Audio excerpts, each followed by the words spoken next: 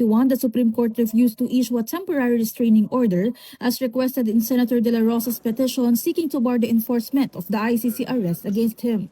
Upon studying both arguments from the petitioner and the Office of the Solicitor General, the High Court ruled De La Rosa's camp had not been able to identify his particular rights, threatened and needing protection.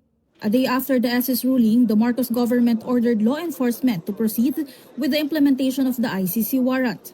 Until now, the Philippine National Police and the National Bureau of Investigation are still pursuing the senator since he went into hiding again after May 14.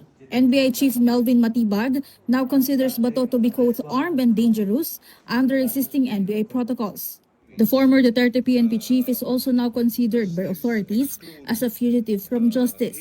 But De La Rosa's lawyer Israelito Torion clapped back at Matibag's assumption, saying there is no basis to consider his client a threat. Before a person can be declared a fugitive from justice, number one requirement is that there is a Philippine court warrant of arrest or there is a court conviction, Philippine court. The fact that this is an internal court, this is a case of first impression. So therefore, the concept of fugitive from justice does not apply.